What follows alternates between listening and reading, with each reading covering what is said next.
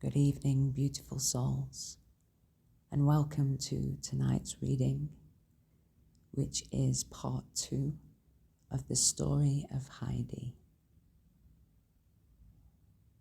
So finding yourself in a comfortable position, taking any movement that you need, stretching out,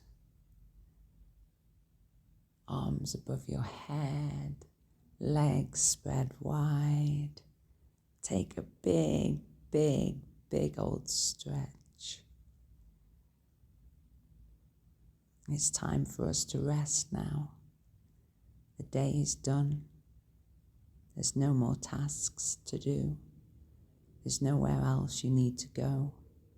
It's time now to allow yourself to relax and rest. Let your body sink heavily into your mattress and take some big yawns.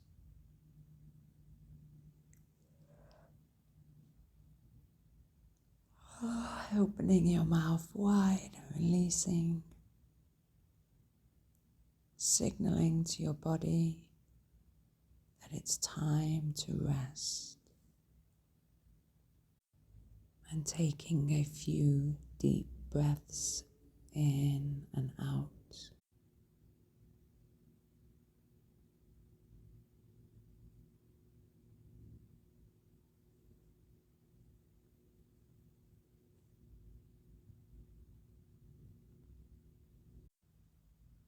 And when you are ready, we will continue with our story of Heidi.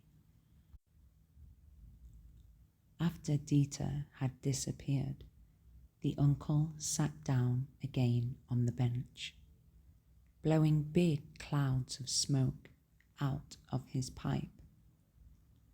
He did not speak, but kept his eyes fastened on the ground. In the meantime, Heidi looked about her and, discovering the goat shed, peeped in. Nothing could be seen inside. Searching for some more interesting thing, she saw the 3 old fir trees behind the hut. Here the wind was roaring through the branches, and the tree tops were swaying to and fro. Heidi stood still to listen. After the wind had ceased somewhat, she walked round the hut back to her grandfather.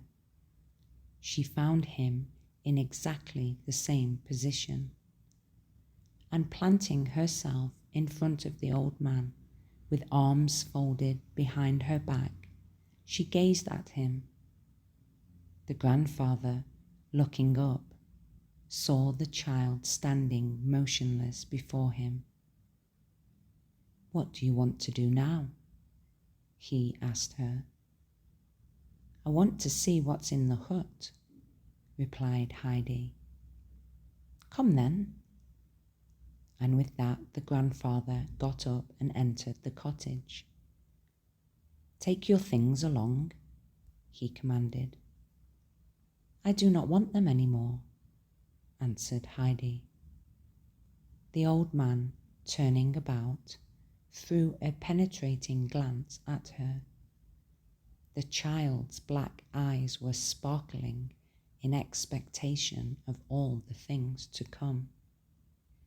"She is not lacking in intelligence," he muttered to himself.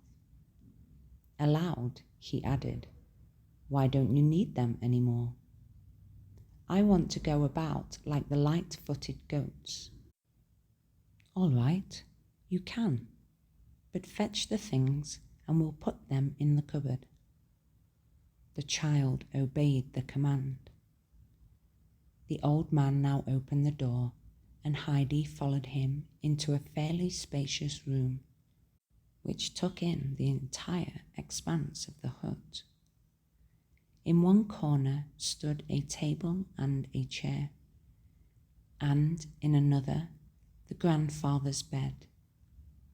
Across the room a large kettle was suspended over the hearth, and opposite to it a large door was sunk into the wall.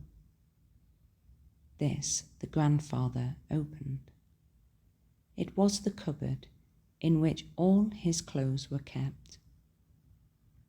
In one shelf were a few shirts, socks, and towels.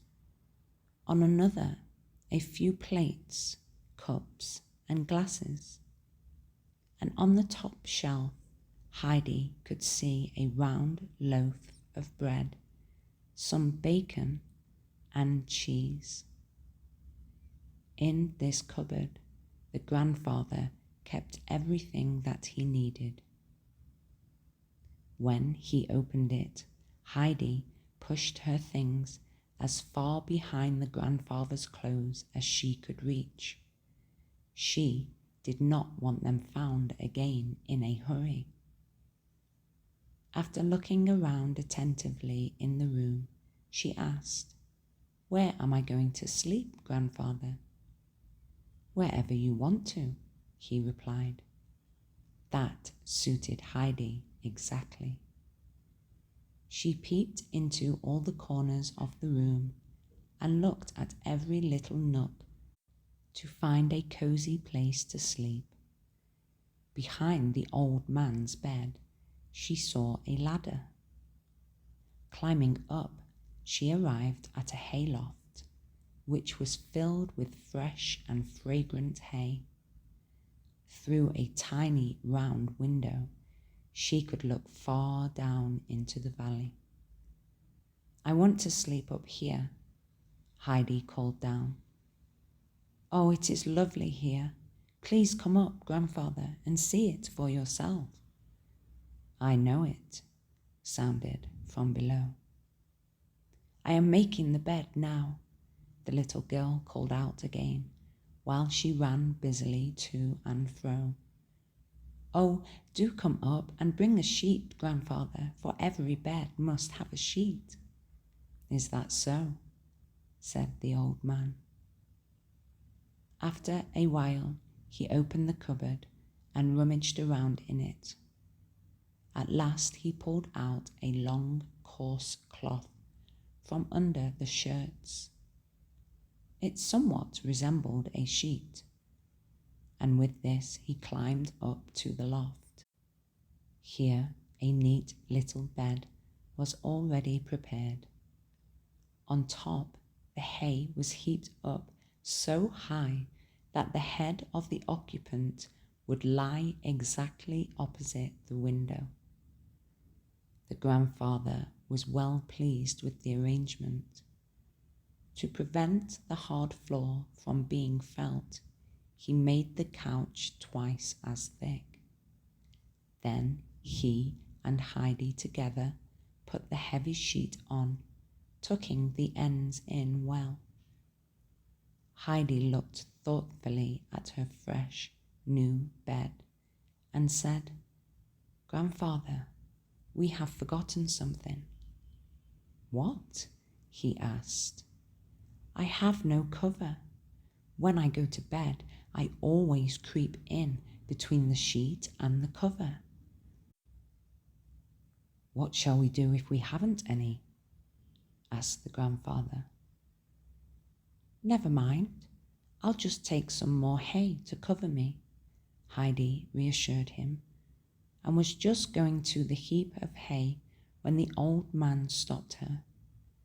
"Just wait 1 minute," he said, and went down to his own bed. From it he took a large heavy linen bag and brought it to the child. "Isn't this better than hay?" he asked. Heidi pulled the sack to and fro with all her might, but she could not unfold it, for it was too heavy for her little arms. The grandfather put the thick cover on the bed while Heidi watched him. After it was all done, she said, "What a nice bed I have now, and what a splendid cover. I only wish the evening was here, that I might go to sleep in it." "I think we might eat something first," said the grandfather. "Don't you think so?" Heidi had forgotten everything else in her interest for the bed, but when she was reminded of her dinner, she noticed how terribly hungry she really was. She had had only a piece of bread and a cup of thin coffee very early in the morning before her long journey. Heidi said approvingly, "I think we might, grandfather." "Let's go down then, if we agree," said the old man, and followed close behind her. Going up to the fireplace, he pushed the big kettle aside and reached for a smaller one that was suspended on a chain. Then, sitting down on a three-legged stool, he kindled a bright fire. When the kettle was boiling, the old man put a large piece of cheese on a long iron fork and held it over the fire, turning it to and fro, till it was golden brown on all sides. Heidi watched him eagerly. Suddenly she ran to the cupboard. When her grandfather brought a pot and the toasted cheese to the table, he found it already nicely set with 2 plates and 2 knives, and the bread in the middle. Heidi had seen the things in the cupboard and knew that they would be needed for the meal. "I am glad to see that you can think for yourself," said the grandfather, while he put the cheese on top of the bread. "But something is missing yet." Heidi saw the steaming pot and ran back to the cupboard in all haste. A single little bowl was on the shelf. That did not perplex Heidi though, for she saw 2 glasses standing behind. With those 3 things, she returned to the table. "You certainly can help yourself. Where shall you sit, though?" asked the grandfather, who occupied the only chair himself. Heidi flew to the hearth, and bringing back the little stool, sat down on it. "Now you have a seat, but it is much too low. In fact, you are too little to reach the table from my chair. Now you shall have something to eat at last." And with that, the grandfather filled the little bowl with milk. Putting it on his chair, he pushed it as near to the stool as was possible, and in that way Heidi had a table before her. He commanded her to eat the large piece of bread and the slice of golden cheese. He sat down himself on a corner of the table and started his own dinner. Heidi drank without stopping, for she felt exceedingly thirsty after her long journey. Taking a long breath, she put down her little bowl. "How do you like the milk?" the grandfather asked her. "I never tasted better," answered Heidi. "Then you shall have more." And with that, the grandfather filled the little bowl again. The little girl ate and drank with the greatest enjoyment. After she was through, both went out into the goat shed. Here the old man busied himself, and Heidi watched him attentively while he was sweeping and putting down fresh straw for the goats to sleep on. Then he went to the little shop alongside and fashioned a high chair for Heidi, to the little girl's greatest amazement. "What is this?" asked the grandfather. "This is a chair for me. I am sure of it, because it is so high. How quickly it was made," said the child, full of admiration and wonder. "She knows what is what, and has her eyes on the right place," the grandfather said to himself, while he walked around the hut, fastening a nail or a loose board here and there. He wandered about with his hammer and nails, repairing whatever was in need of fixing. Heidi followed him at every step and watched the performance with great enjoyment and attention. At last the evening came. The old fir trees were rustling, and a mighty wind was roaring and howling through the tree tops. Those sounds thrilled Heidi's heart and filled it with happiness and joy. She danced and jumped about under the trees, for those sounds made her feel as if a wonderful thing had happened to her. The grandfather stood under the door, watching her, when suddenly a shrill whistle was heard. Heidi stood still, and the grandfather joined her outside. Down from the heights came one goat after another, with Peter in their midst. Uttering a cry of joy, Heidi ran into the middle of the flock, greeting her old friends. When they had all reached the hut, they stopped on their way, and two beautiful, slender goats came out of the herd, one of them white and the other brown.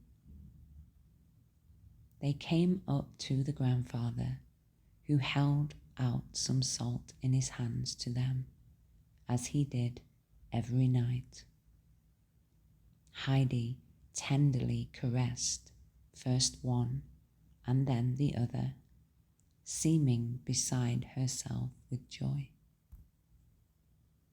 "Are they ours, grandfather? Do they both belong to us? Are they going to the stable? Are they going to stay with us?" Heidi kept on asking. Her grandfather hardly could put in a yes, yes, surely, between her numerous questions. When the goats had licked up all the salt, the old man said, "Go in, Heidi, and fetch your bowl and the bread." Heidi obeyed and returned instantly.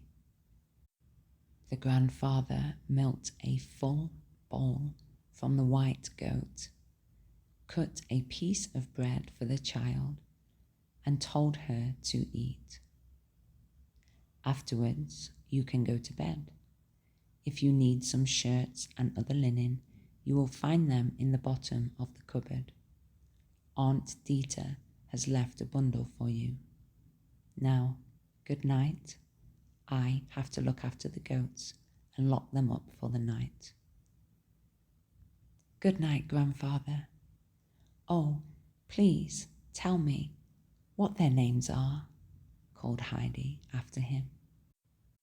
"The white one's name is Schwanley, and the brown one I call Barley," was his answer. "Good night, Schwanley. Good night, Barley," the little girl called loudly, for they were just disappearing in the shed.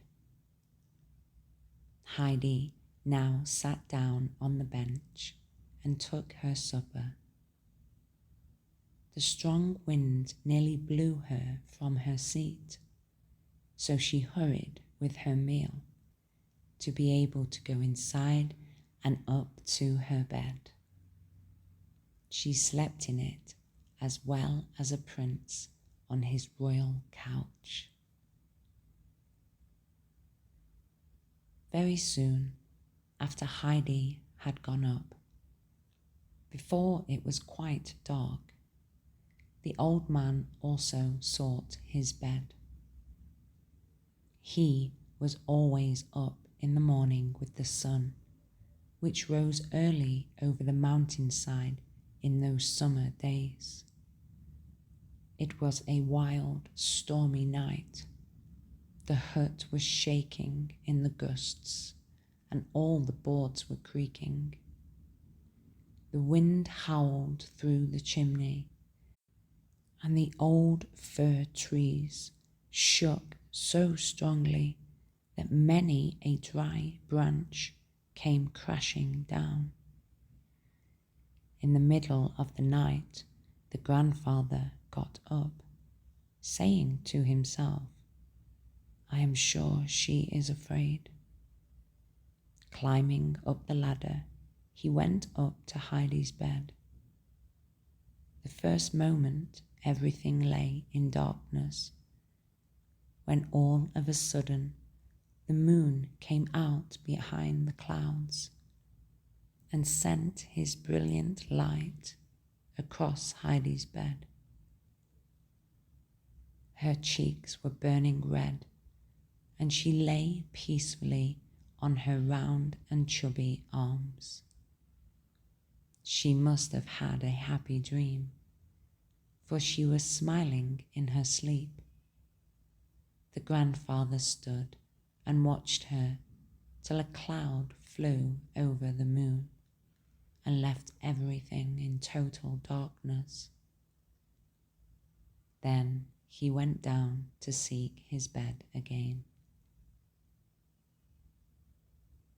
Heidi was awakened early next morning by a loud whistle. Opening her eyes, she saw her little bed and the hay beside her bathed in golden sunlight. For a short while she did not know where she was, but when she heard her grandfather's deep voice outside, she recollected everything. She remembered how she had come up the mountain the day before and left old Ursula, who was always shivering with cold and sat near the stove all day. While Heidi lived with Ursula, she had always been obliged to keep in the house, where the old woman could see her. Being deaf, Ursula was afraid to let Heidi go outdoors, and the child had often fretted in the narrow room and had longed to run outside. She was therefore delighted to find herself in her new home and hardly could wait to see the goats again.